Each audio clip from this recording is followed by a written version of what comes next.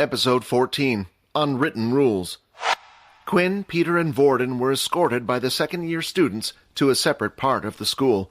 The school was split into different sections, and the second-year building was separate from the first years. As such, second-year students didn't really interact with the first-year students. "Should we just run?" Peter asked Quinn in a hushed tone.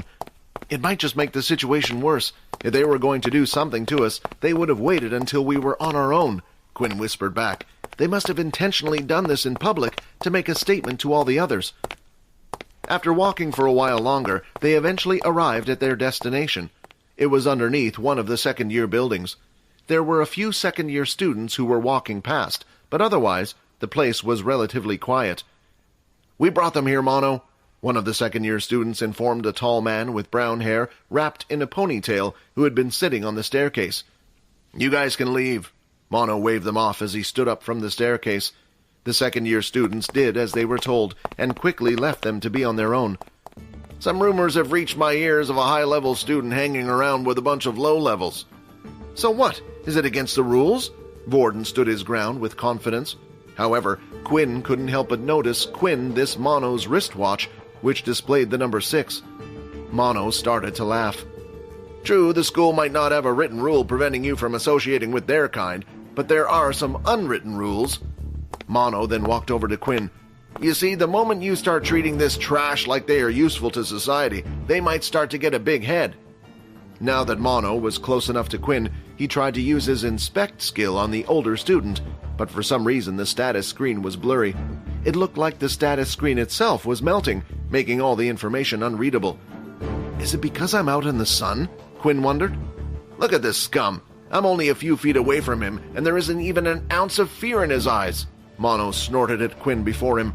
"I can't wait for the next year, so we can get rid of these wastes, so only the strong survive." Quinn's blood started to boil. He despised the war, as it had taken everything away from him, including his parents. He no longer cared if he was going to take a beating or not. All he wanted to do was punch Mono in the face right there and then. Unable to hold his anger in any longer, he threw out a punch. Alas, Mono appeared to have been able to predict his action. Before Quinn had even begun his attack, the older student had taken a step back, making Quinn's fist hit nothing but air. Vorden took this chance to try and grab onto Mono. However, once again Mono had reacted in advance, resulting in Vorden grabbing nothing. "You think I'm going to let someone touch me whose ability I don't even know?" Mono sneered at them in derision.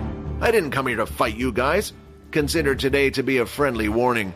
There are people in this school that not even the military can touch, and if you continue acting this way, they will get involved."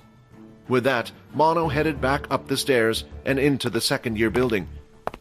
"Do you think he's serious?" Peter asked. "I know at school they didn't like this type of stuff, but it seems even worse now that we're in a military school. Why don't the teachers do something to stop it?" "Because it works in their favor," Quinn sighed. "With the strong bullying the weak, the latter will try to find a way to become strong themselves. However, if you're weak to begin with and can't rely on your family to help you, where can you go to get this power?" "The military," Vorden answered in Peter's stead. "Exactly," Quinn nodded his head. "The teachers and the school don't do anything against it because it benefits them. After experiencing hell for 2 years, your mind will likely have been broken down. In that state, you might do anything to seek power and protection, and the military can offer that for you." Quinn then looked at Vorden and sighed. "I'm sorry, Vorden, but I think it might be for the best if we comply with their wishes and go our separate ways for now." "Why should I listen to them?" Vorden snapped back. The outburst surprised Quinn. After all, Vorden stood to gain the most from that. He was strong, so nobody would bother. "Look, Vorden, I assume you think you're helping me and Peter, but maybe you don't understand because you've never been powerless like us. When we break their rules, they probably won't do anything to you. It will be me and Peter they will go for." Quinn hated saying that to Vorden, especially since he was the first high-level person who didn't look at them like scum, judging them solely by their power-level numbers. Earlier, when Quinn and Peter had walked around with him, the higher levels had done nothing to them because of Vorden. Unfortunately, his behavior had attracted bigger fish, something that Vorden and Quinn couldn't handle, at least, not yet anyway. "Fine, have it your way," Vorden shouted as he angrily stormed off back to the dorm building. "Maybe we should have explained it to him better?" Peter noted in a low voice. "It's fine, it might be better this way," Quinn sighed in defeat. Vorden was angry, but not at Quinn's words. No, he was pissed off at the whole situation at the school. It seemed that even here, people were dictating how he should live his life, who he could and who he couldn't hang out with. Still, Vorden didn't want Quinn and Peter to get hurt, so he regretfully accepted this as the right choice. Nevertheless, Vorden wasn't going to just let these people get away with trying to control his life. No, he was going to go after them all. Episode 15, Finding My Next Target. Layla had been tracking Quinn and the others for a while now. From afar, she had been watching their encounter with Mono. It was kind of amazing how much attention Quinn managed to attract in a single day. The only thing that Layla was confused about was why Quinn's punch had been so slow and weak. From the looks of things, Quinn had really wanted to punch that second-year bully, so why had his attack lacked the power she had seen him exhibit at the training center? After Vorden had stormed off, Peter and Quinn decided that it would be best to head back to class for their next lesson. Just before they got back to the first-year building, they came upon a group of first-year students standing in front of the staircase. "What are we going to do? Dan asked for 50 credits by the end of this week," one of the boys asked his two friends. Their wristwatches showed numbers ranging from 2 to 2.5. "I don't know. Not like we can resist him. He's picking on us just because we're weaker than him," his friend lamented.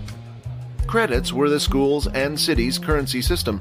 There were restaurants and shops and even fun activities and games to play all around the city. However, they cost credits. The military school didn't want their students to starve, so all 3 meals were free while at the school. Additionally, each student received a daily amount of 10 credits, which was automatically sent to their wristwatch. It was possible for students to earn more credits for rewards, usually by performing well on missions or school activities. Of course, there was also the possibility of more dubious means. "Wait! Stop right there, you two!" one of the boys suddenly shouted at the duo who had been about to pass them. Peter stopped immediately, while Quinn carried on walking. "Hey! Didn't you hear me? I said stop!" the same boy shouted again. His friend, catching the drift, got in front of Quinn and pushed him back to where Peter was standing. Quinn had hoped they would be safe for a little while, at least until he was out of the sun. If only he got inside the building, then he would stand a fighting chance. "I think I might just have solved our credits problem," the first boy said, grinning. "Lucky us to meet some of the few level 1s in this whole school. Hand over 10 credits each, and we'll let you head inside." "But that's all the credits we have," Peter complained. "Look, I don't want to do this, but if I don't, then my arse gets beat. If you're unhappy, complain to the guy who made us do this. Hand over the credits, now." Peter looked at Quinn with some slight hope in his eyes, perhaps thinking that his friend might be able to do something like last time. Unfortunately, after trying to hit Mono, he knew better than to try and fight them. Besides, they were level 2s. Even at full strength, he was unsure if he could beat them. Fighting them as he was would just result in a beating, so if there was the opportunity to skip that part by paying them off, then that was the best course of action. Just when Quinn received another system message. "An enemy ability user has been detected. You have received a new quest. Second fight, defeat the student known as Riley. Reward 50 EXP. A power level difference of 1 has been detected. Additional EXP will be rewarded." Now that fighting them involved EXP and the potential to level up, a confrontation with them started to become really attractive. Still, Quinn wouldn't let his greed win him over. Currently, there were 3 level 2 ability users in front of him, but the system had only asked him to defeat one of them. The first thing Quinn needed to do was get inside so he could use his inspect skill and find out which one was named Riley. Using it outside, it would only appear as a blur. For now, Quinn decided to hand over the 10 credits. He placed his watch on the other boys and the credits got transferred over. Peter ended up doing the same, and the 2 of them were allowed to enter the building. "Hey, that was a great idea, man," one of the boys praised his buddy. "Should we just stay out here until we find someone weaker again?" "Oh, come on," Quinn thought.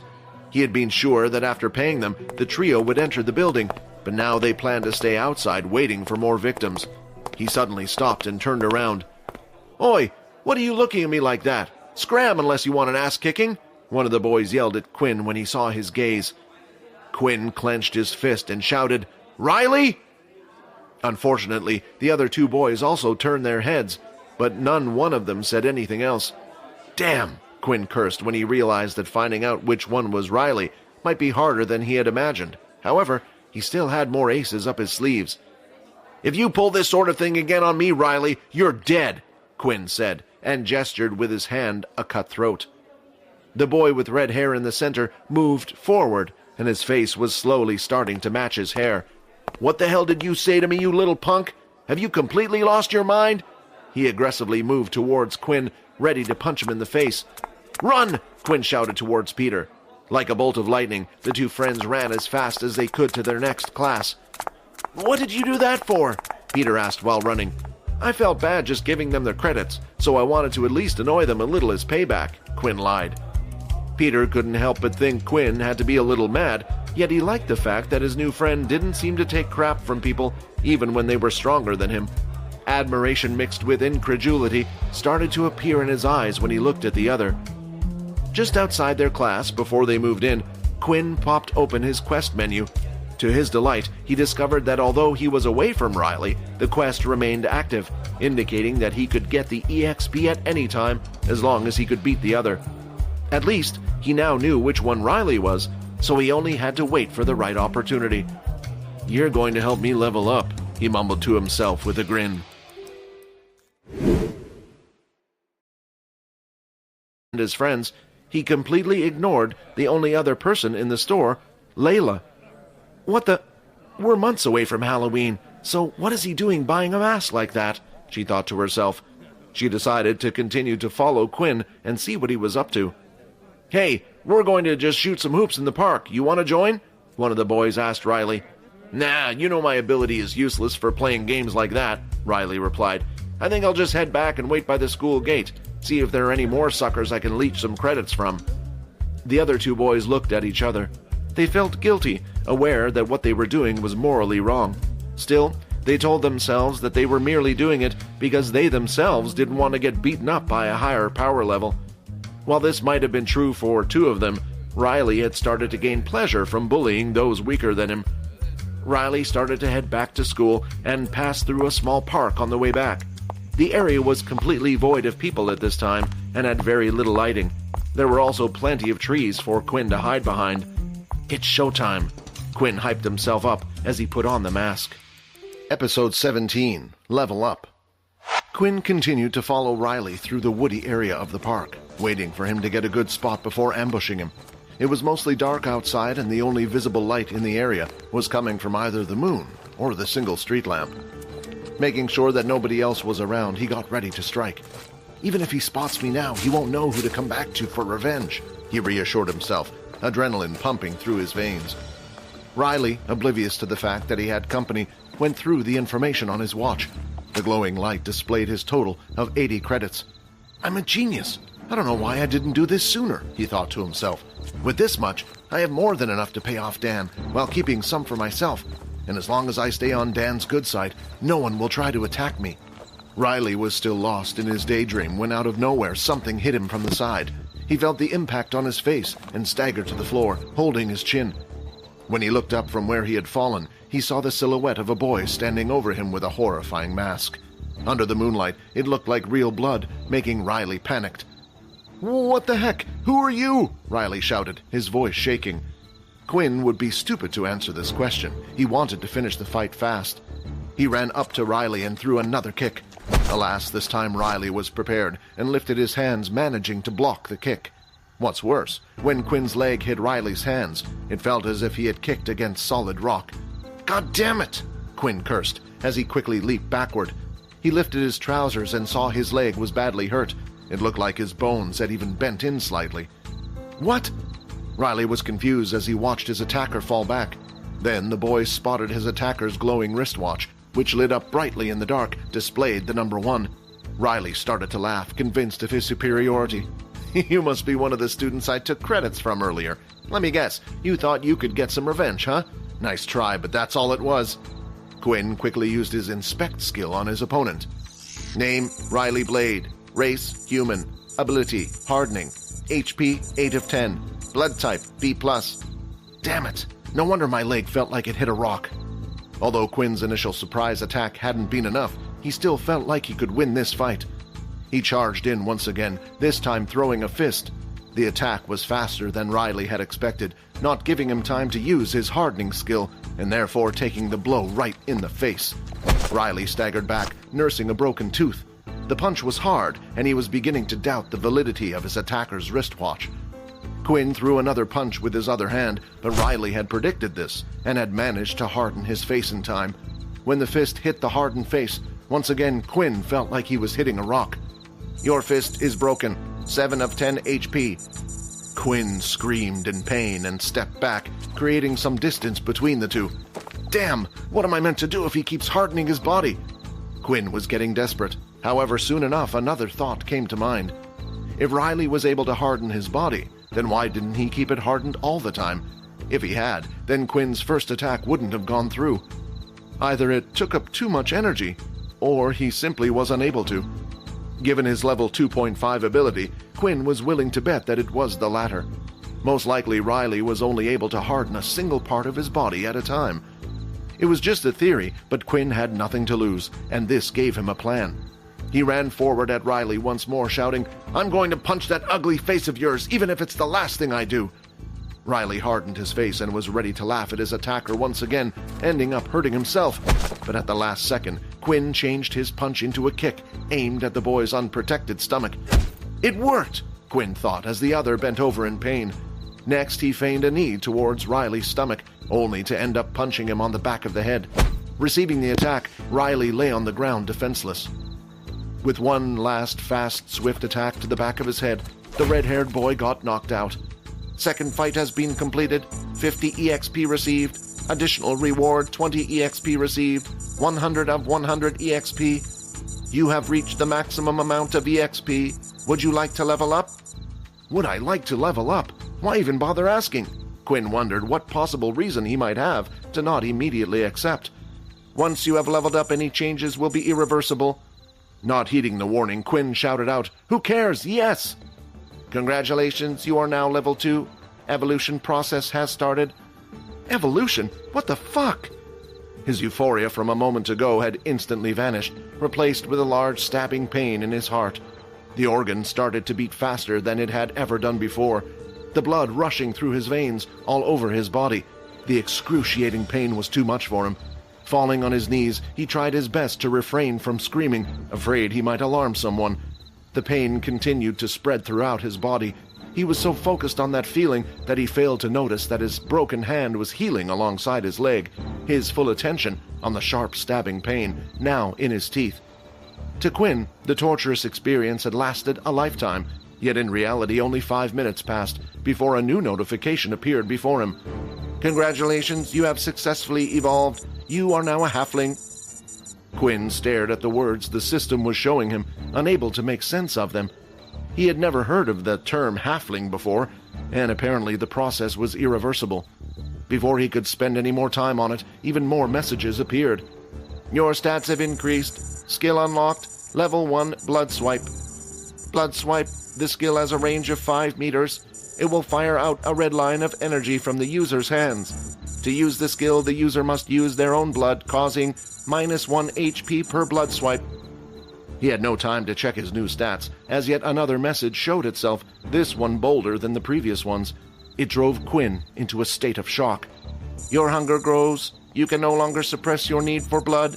Your HP will decrease by -1 HP every hour until you have consumed human blood." Episode 18. I'm a Vampire. Quinn staggered where he stood, unable to take everything in. He couldn't believe what he was reading right now. After seeing that last message, there was only one thing that came into his head. "Have I become a vampire?" he mumbled to himself. On the ground, Kylie stirred. No matter how hard he tried to ignore it, this message made it clear. The truth had been staring him in the face long enough. All the signs had been there. The book about vampires granting him EXP, growing weaker when hit by sunlight, the constant hunger, the clear night vision, and the way the blood of his first victim had been enticing him to consume it. Quinn was not sure he could do what the system was demanding of him. There was this moral binding, his last shred of humanity that held him back from completely turning into a beast. He stood there looking down at Riley, who had passed out on the ground. It was the perfect opportunity for him to do as the system demanded. He gulped his saliva down as spit was starting to fill his mouth. Something was drawing him to Riley's body. He could smell his victim's blood. He could hear the beating heart.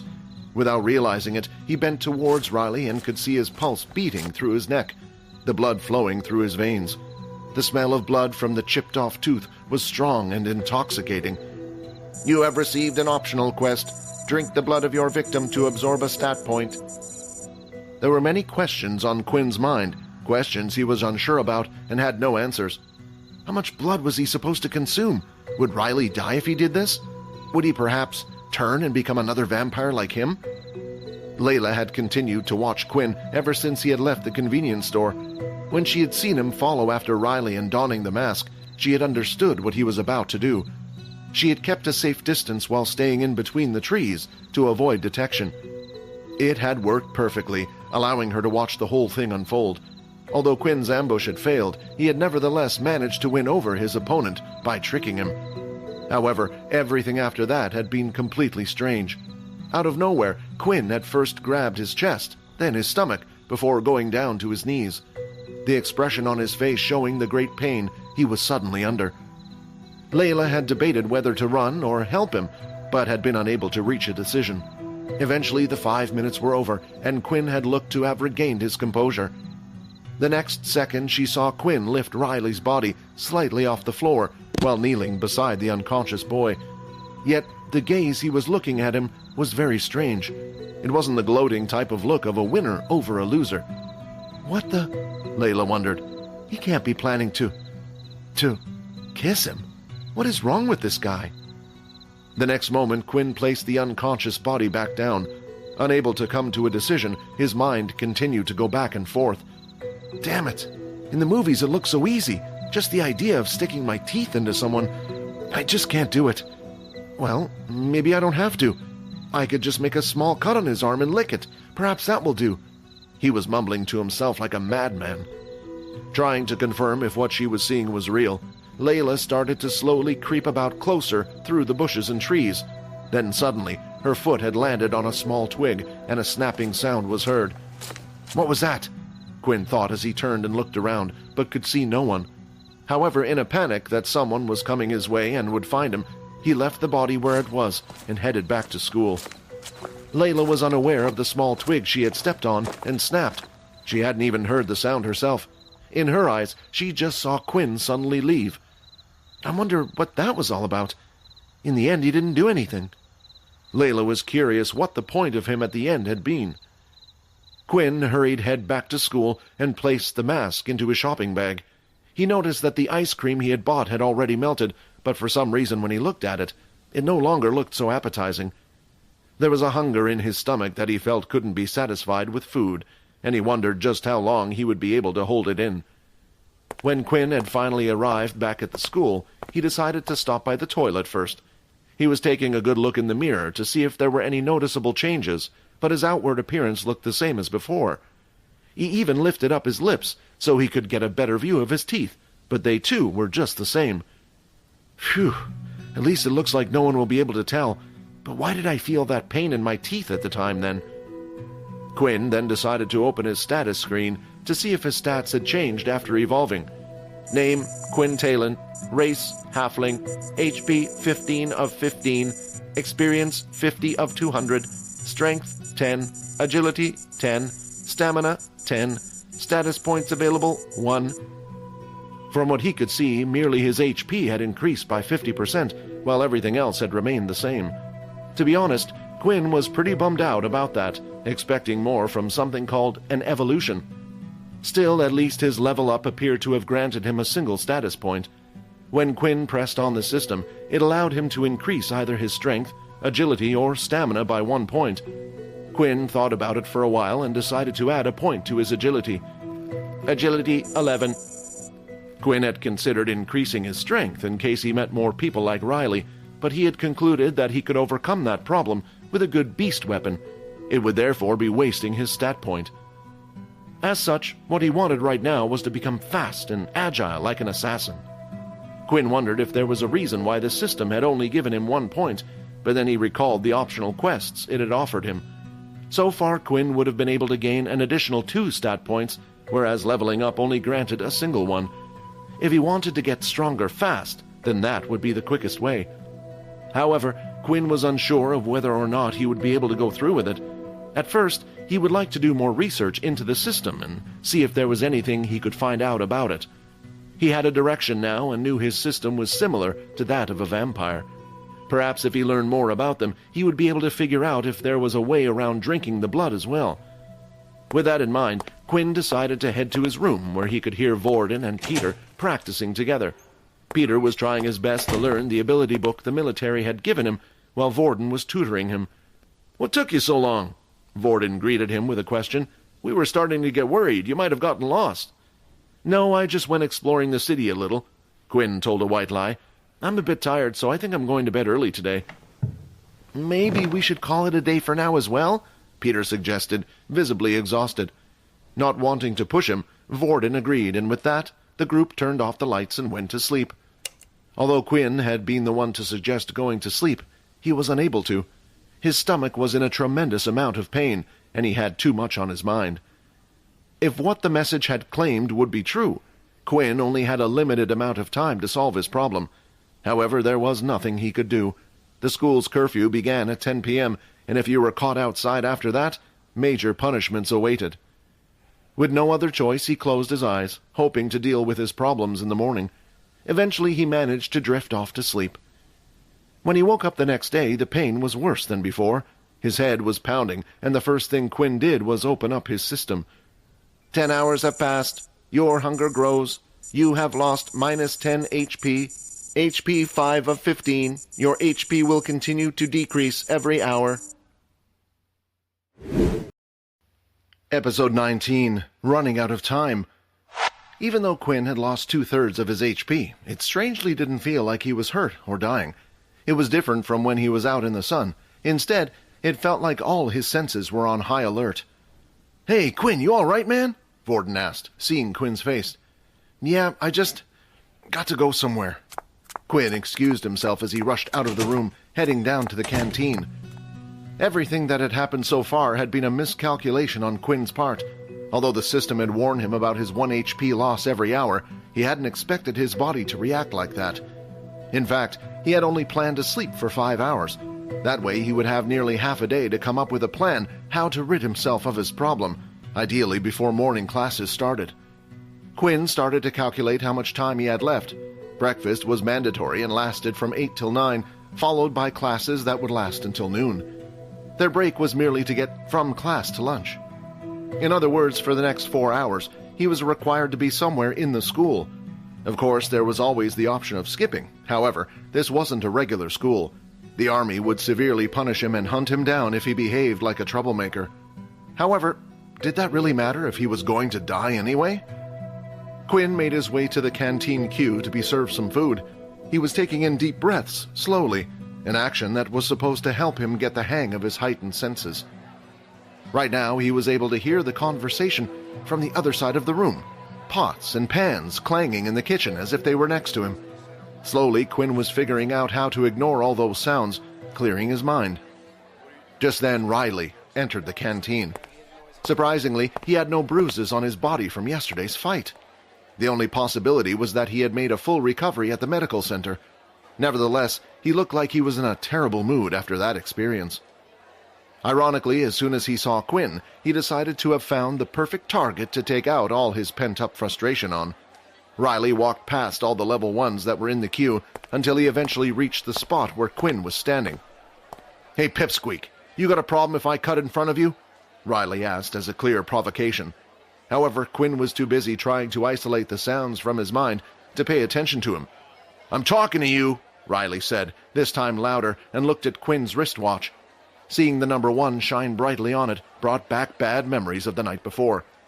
"Who the hell do you think you are?" Riley shouted as he grabbed Quinn by the collar.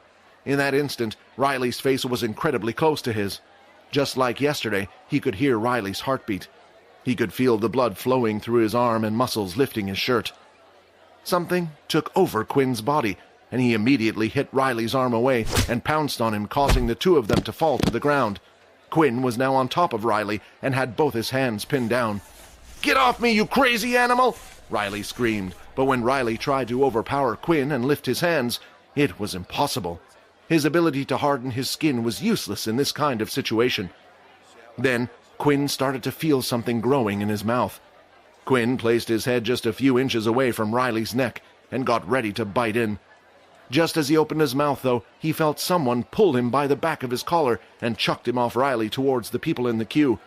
"Don't touch one of my boys," the newcomer said. Dan was a large teenager with a muscular build. His appearance was more like that of a bald adult. "Dan, thank you so much." Riley bowed as he stood up from the ground, sweating. "You're dead now, boy." As soon as Dan took one step forward, though, Vorden stepped in front of Quinn with Peter. "Do you really want to cause a problem?" Vorden asked, lifting his arm to show the power level of his wristwatch. In reality, Vorden was only bluffing. Vorden's power very much depended on what ability he copied, and right now all he had access to was Peter's level 1 Earth ability. If they were to get into a fight here, there was no contest on who would win. Fortunately, Vorden's plan succeeded, as Dan decided to back down after seeing the number 5, taking Riley with him. Before Riley walked off, he mimicked Quinn's action of imitating someone cutting his head off. "Oh, thank God! I can't believe that worked!"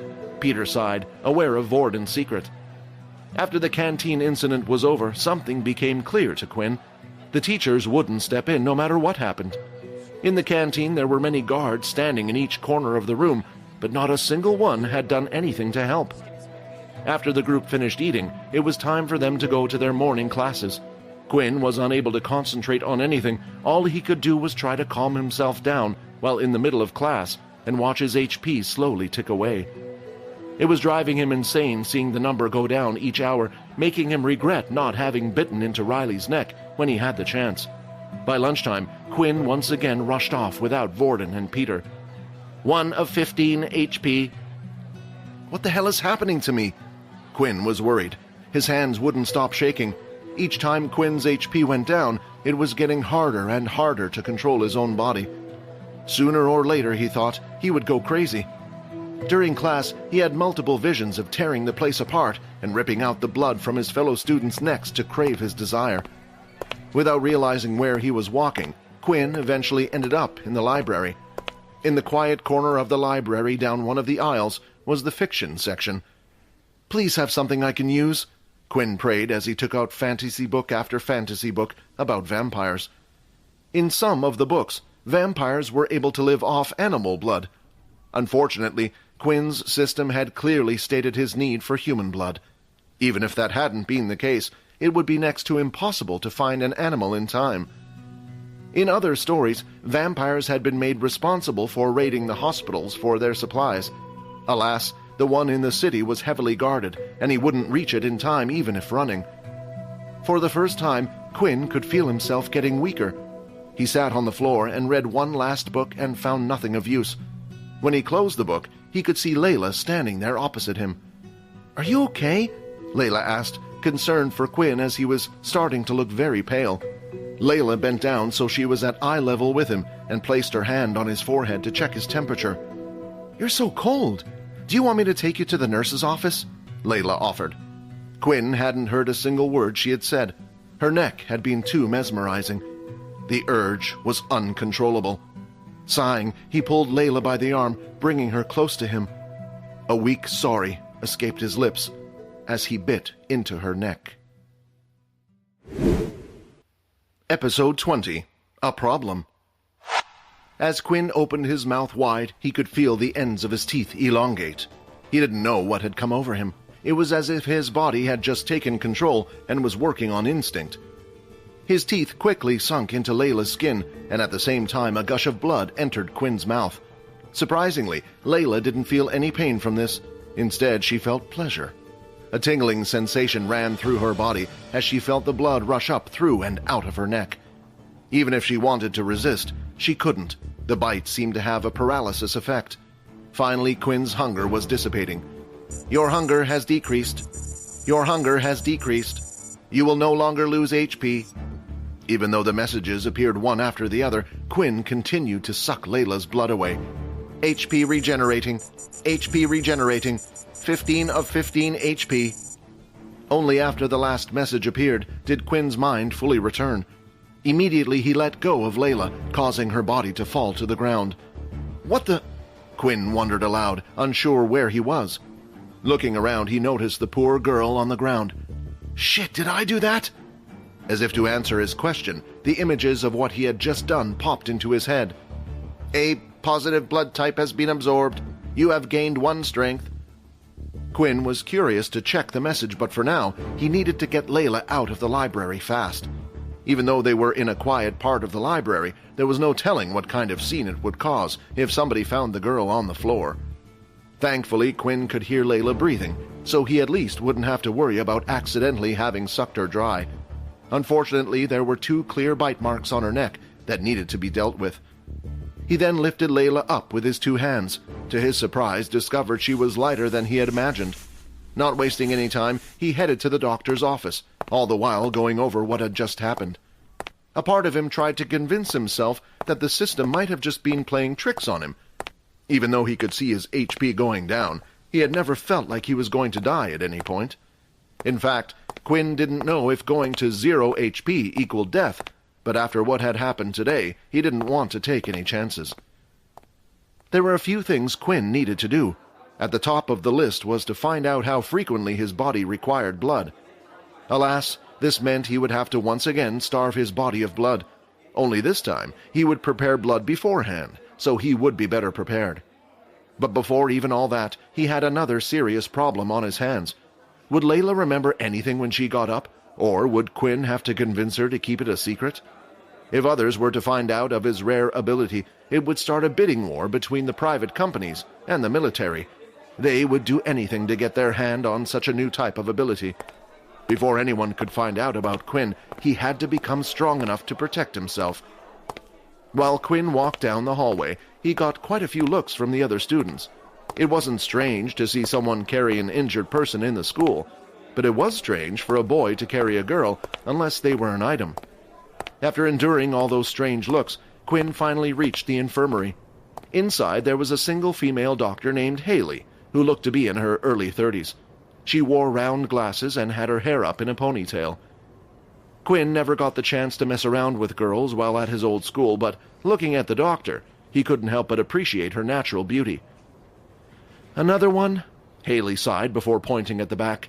"There's a free bed there. If you could leave her there, I will get to her as soon as I can." Quinn did as he was told, and placed Layla gently on one of the single beds in the back. The infirmary was quite large. Quinn had never seen a school have one so big. There were a total of 30 beds, yet as far as he could see, Haley appeared to be the only one working there. At the moment, about half the beds were filled up with students, and Quinn couldn't help but notice most of them were low levels. There were the odd high levels as well. Even they got into their own fights and disagreements. Haley came over to where Quinn and Layla were and started to examine Layla. She placed her hand around her wrist and did a few other checks. That's when she noticed the 2 small holes on her neck. "What happened?" Haley asked, clearly concerned. "I'm not sure. I was in the library when I saw her on the ground like that," Quinn replied. "Classes ended not too long ago, so it can't have been too long since she passed out, yet the wound on her neck looks like it's already healing on its own," Haley noted while writing down her analysis. "Still, I can't be sure if it will heal, and it would be a shame if a pretty girl like her ended up with a scar." Haley then placed her hand on Layla's neck, where the bite marks were. She closed her eyes and after a few seconds lifted her hands and the bite marks had vanished. "Is it okay if I wait here for her?" Quinn asked. "Oh, young kids these days," Haley grinned. "She's lucky to have someone as caring as you by her side." No, Quinn waved his arms to stress his point. "We're just friends, that's all." Haley gave him a strange look, seemingly doubting his declaration, but there were other students she had to attend to. After Haley had gone away to look after other students, Quinn decided to open up his status screen. Strength, 11. Agility, 11. Stamina, 10. So it really did give me an extra stat point after all. He was unsure how exactly sucking someone's blood strengthened him, but he decided not to question it too much. Interestingly, Quinn had received 2 optional quests to suck the blood of those he had defeated. He had assumed that the stat point was like an extra reward for winning a fight. but it appeared like there was no actual need to fight against someone first. In that case, Quinn was theoretically able to drink anyone's blood to gain stat points. However, what would happen if he drank Layla's blood again? Would he gain another stat? There were so many questions Quinn had no answers to. He looked at Layla lying there peacefully. Right now, he was in complete control over his body, and there was no urge for him to suck on Layla's neck again. After checking his teeth, he was thankful that they had gone back to normal. That's when Quinn decided to look around the room until he finally found what he was looking for, a syringe with a needle.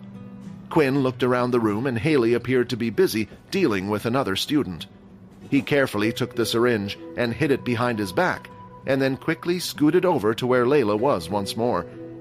"I'm really sorry about this, Layla," Quinn apologized to the girl, "but you're going to have to be my guinea pig." Quinn took out the syringe and carefully looked at where Layla's veins were. Luckily, Layla was quite pale, making her veins more visible. He carefully searched for the right spot, and just when he was ready to extract some blood, he heard someone crash into the room. "Is Quinn here?" a panicked boy's voice asked. "Why's Peter here?" Quinn immediately put the syringe into one of his trouser pockets and came to see what his friend wanted. "Quinn, thank God you're here. Quick, I've been looking everywhere for you. It's Vorden, he's in trouble."